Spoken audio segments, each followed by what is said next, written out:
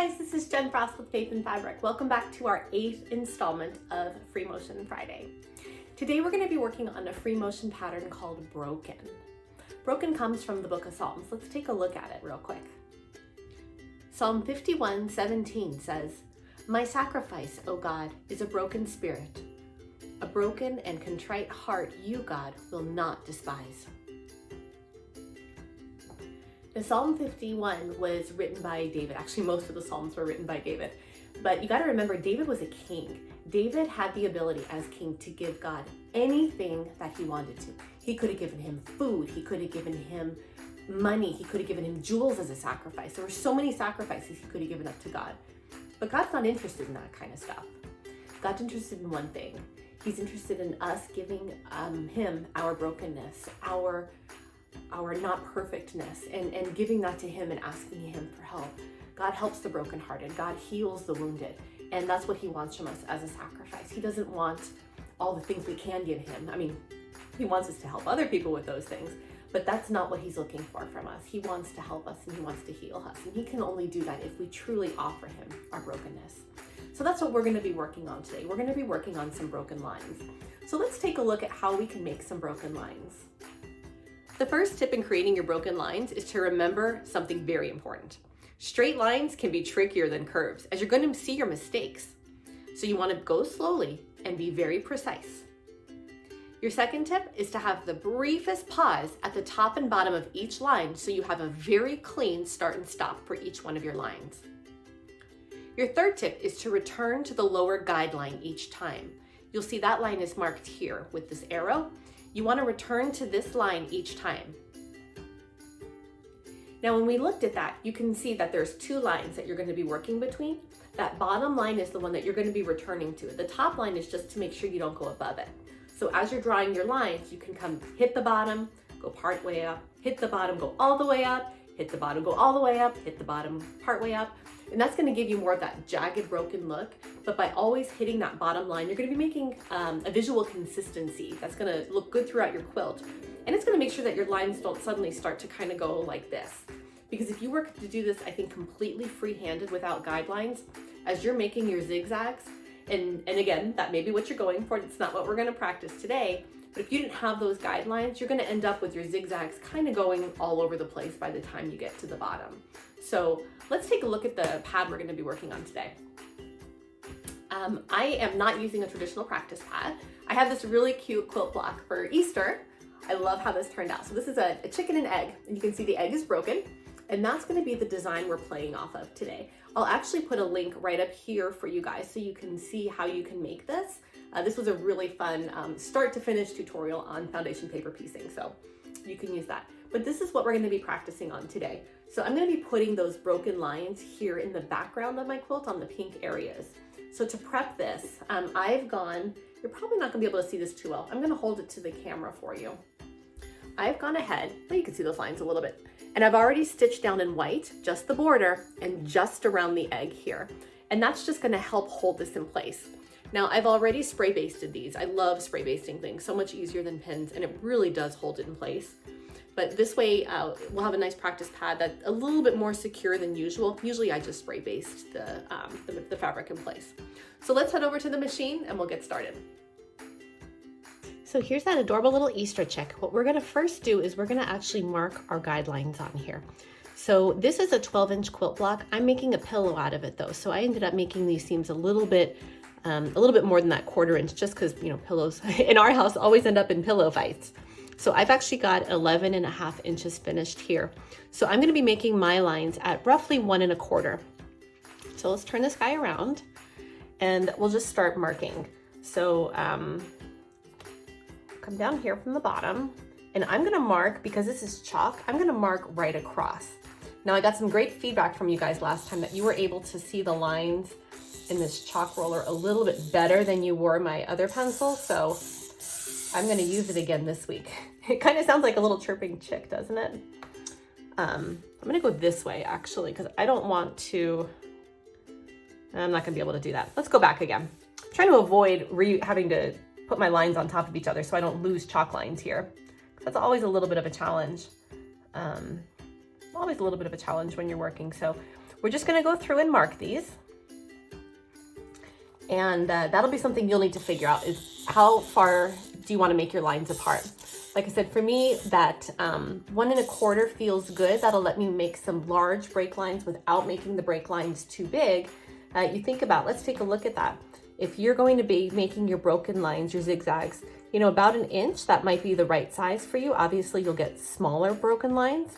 If you make your break lines 2 inches, you're going to be getting a lot bigger of a broken line, and that can be a really beautiful visual too. I'm going for a tighter background on this one, so that's why I'm going for the 1.25 inches here, but you'll just want to decide whatever works for you. So I'm going to mark my lines. Let's speed this up a little bit.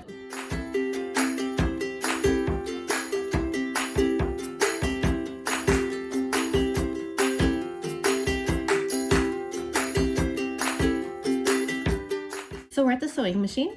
Let's talk through some quick supplies. I've got my open-toed foot here on my machine. This is a great one for pretty much any kind of free motion. This is your hopper foot. You know, it's funny, when I first started, I didn't like the hopper foot, and now I find it's actually one of the easiest ones for me to use. So you learn as you go. Behind, you'll see, is my slow, steady ruler glider. This works great. You can see how easily materials just slide right across this. Kind of that vision of, oh, who was that? Tom Cruise in the movie when he kind of slid into the room in his socks. That's what makes me think of this. You just slip right across this. So we've got our key supplies here. I've got some just light pink thread in my machine. I'm gonna put some light pink thread on here. And I've already pulled up my bobbin thread in the corner. Now, the first thing you wanna think about when you're doing this is you wanna start in your top corner, and you're gonna see why when we get to the other end. I'm gonna show you how you can finish each one of these stitches off, but for our purposes, we're gonna start in the top left corner, and we're gonna be moving from there. And you can actually see my guidelines on here pretty well today. I'm glad that chalk works well. Thank you guys for that feedback. So let's get started here. So I'm gonna start sewing, and I'm gonna just come straight down, keeping a steady pace. And as soon as I hit that line, kind of pause, and then I'm gonna move. And you wanna make your broken lines different sizes. So I'm gonna make some kind of more of an acute angle, some more spread out. Different lengths of your triangles is actually going to look better, because you won't notice, you're not trying to make them consistent. I think trying to make them consistent is actually going to be harder, because the more consistent you make something, the more precise you have to be, or you're going to notice that it's not right. Finish this row off here, and then I'm going to show you how you can go to the next line. Make a nice big one all the way to the top, come down, make a tiny little angle here, and we'll come to the corner. And then you'll see right at the corner, I'm going to pause. Now I'm going to use that corner, just like I did the first corner, and I'm going to come down. And then you're just going to repeat this all the way through your quilt. Let's talk about how to work around the chick. So you can see I finished my first row and I finished my second row. For the second row, I kind of just went around his little head. For this row here though, I'm not going to be able to go around him, and I don't want to go through him, obviously. So we're going to be basically be pretending that this is at the space that we have, almost as if this was a border of our quilt and this was a border of our quilt. So you remember, when you get to the borders, on the left-hand side, you're always going to be starting from the top. When you get to the right, you always want to be at the bottom. So you just visually want to start thinking about, if I need to start here and end here, what would my triangles look like? So in my mind, I'm kind of thinking, you know, coming down, down, maybe a big up, and then a big down over here, and finishing off right around here. Now, I think I'm gonna actually modify that. That's a good point of talking through this. I want to fill some of this space up in this corner. I haven't tacked my chick down, but I don't want to have just a ton of empty space. So I'm probably going to come down, maybe do a little guy here, and then come up pretty far and then drop down. So let's try that technique. So we'll come here, start back up, we'll come down, we'll do a little up, pull that over, we'll come all the way up here, and then come back down. Perfect, perfect. So then you could see now I'm back at the top corner, and I'm ready to go to my next row. So we'll just continue down here, put a little one, And again, always knowing that you need to finish in that top and bottom. So you're gonna just keep moving your rows around. Put a little guy here, come to the corner. You can see now I'm perfectly set up to continue my next row. So we're just gonna keep continuing this whole side, and then we'll finish the other.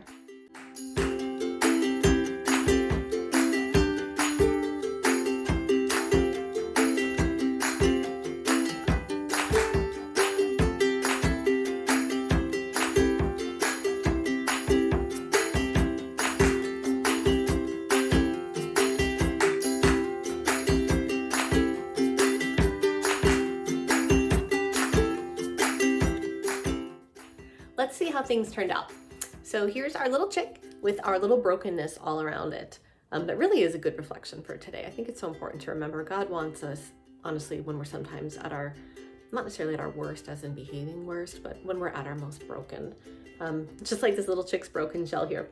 And I love how this design really picks up that same design in his shell. It almost just, it works great visually. I don't know if you can see it as well on the camera here, but the brokenness of the shell here really just picks up through that. Obviously it's not an echo, but it kind of just echoes through the quilt. Let me have that one. So up close here, you can see the design just pops very well. You can really see it, the lines. I'm happy with the design overall. Let's be picky about it though, because that's what we're here for, right? We're here to learn. So you can see when I started, I was going a little too slow. I'm gonna hold it nice and close so you can see. Right here and right here, you can see there's some little dots, and that's where my thread started to bunch, because when we went through the tips earlier, we were saying you wanna pause just for like the smallest nanosecond to make sure you make that point, because you don't wanna go, whoosh, you don't wanna make a curve on those turns. You wanna have a solid start and stop. But I was pausing too long, and that caused me to kind of take maybe like say 2 or 3 or 4 stitches in that one spot. So I have almost like I'm gonna call them like a little French knot at the top of some of my little broken lines there, my zigzags. What else can we be picky about here? Okay, here's one. Let's be picky over here. So over here on the side, you'll see when I was coming through, I came up and I didn't hit my border. Now again, that's a very small little mistake, but in order to make these lines look and feel like they're eternal, that they're seamless, they just go off, I really should have connected that. And there's about 1/8 of an inch space. So that's a little pick there. So make sure when you're doing yours that you really hit all those points. Again, when we talked about this pattern, the more precise you are with your pattern, the more exact your stitching has to be. You think back to our very first one when we were just wandering, you know, there was no consistency, there was no real pattern we were trying to make. So you don't see a lot of those errors. Whereas here with something like this, where you are purposely trying to make these very sharp, zigzaggy lines, you are going to see those mistakes a lot quicker. Now I have to tell you, I'm always really good at using contrasting thread, and I forgot to switch my thread. I'm sorry. So we have white on white. This is probably not gonna be very helpful. I'm gonna turn this in the light a little bit so you can see. You can see the zigzags here a little bit, but again, I apologize. That was like a huge mistake and fall on my part. See, there's my brokenness for the day. Rushing through this and not paying attention to what I should have been paying attention to. So there you have our cute little chick though with those broken lines. Luckily this one we can see pretty good from the front. But this is a great design. Again, definitely one I'll use again, especially when I have these kinds of like jagged lines in my quilt. I think it just really plays off the design really well. So I'm wishing you a good afternoon, a good evening, depending on where you're watching this. And may you just find peace in your brokenness, and may you always give that over to God. That's the sacrifice He's looking for. Enjoy the rest of your Free Motion Friday, and I look forward to hearing from you in the comments on how your design goes, anything that was helpful to you today, and we'll see you soon. Take care. Bye-bye.